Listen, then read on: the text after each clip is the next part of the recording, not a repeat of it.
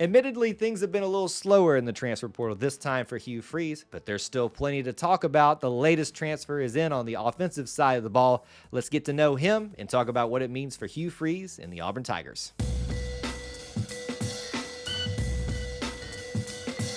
War Eagle, and welcome back to the channel. My name is Kyle here at E2C Network, where we share the whole Auburn experience. As you're watching or listening today, be sure to drop a comment down below about this particular topic. We'd love to hear your thoughts as we're sharing ours. When you lose someone in the transfer portal, it stands to reason that you might replace that spot right away with the transfer portal. And it kind of looks like that's what Hugh Freeze did here at the tight end position. Today, we are talking about Rico Walker, who is the fifth total transfer to come in through the portal for this cycle and for Hugh Freeze. Now, he's got a lot of connections here, not just because we recently saw his team, but because he has a connection to the past with Auburn football, which is pretty cool. Auburn secured his commitment from several others that wanted him. He's coming in with 3 years of eligibility and brings not just talent at the wide receiver position, but all the way around. Now let's give you the things that you need to know about Rico Walker. And we always start with the timeline of events that brought us to the point of his commitment to Auburn. We start back in high school, where he got a lot of attention at the Power 5 level, mainly from teams in and around his region, which we'll discuss soon. But eventually he did commit to North Carolina, and he stayed with them for a little bit of time. But on December of 2022, he did flip to the Maryland Terrapins, where he ended up and played 1 season for them in sparing amounts. Now, I'm sure that contributed to his desire after 1 year to transfer from them, but it seems like he may have some other factors to consider coming to Auburn as well. And so now he's here. Now that you know how he got here, let's give you some facts to know about Rico Walker. He's from Hickory, North Carolina, and played for Hickory High School. In high school, he was considered a 4-star prospect as an athlete, but then maintained that as a transfer as well in terms of his 4-star status on most services. His measurables are approximately 6'4", 245 pounds. Now, he is a tight end, and that is seemingly what he's going to play at Auburn.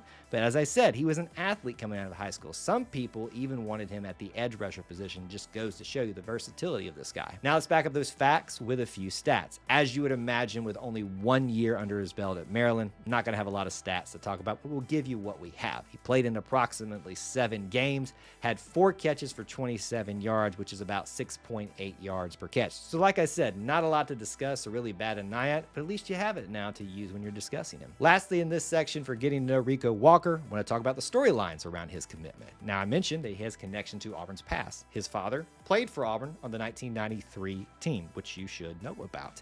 His father obviously makes him a legacy here at Auburn, which begs the question for our other storyline: why wasn't he here to begin with? Well, he was recruited by Auburn, but wasn't really interested because he felt the staff at the time that was recruiting him, you do the math, wasn't going to be here for much longer. Obviously, with not liking the position at Maryland and a new staff here, obviously that changed his mind. Now that you have the facts that you need to know about Rico Walker, let's discuss what it means for Auburn football, and we start with the class numbers for 2024.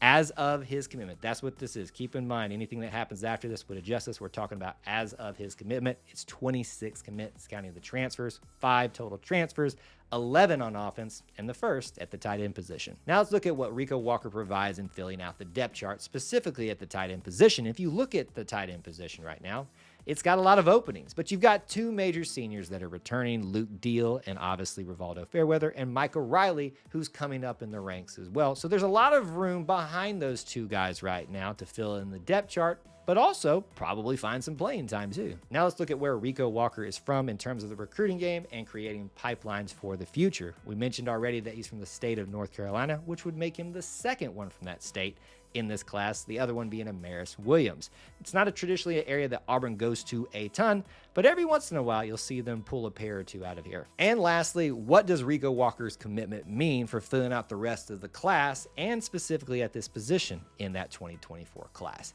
To answer that, let's break it down piece by piece. Let's look at the roster currently. There are 6 tight ends on the roster as of today, and approximately 4 of those are the ones, in my opinion, that will see the playing time. That breaks down further to 3 seniors and 1 sophomore. Some of those we already mentioned. So if you look at that, there's a lot of room still.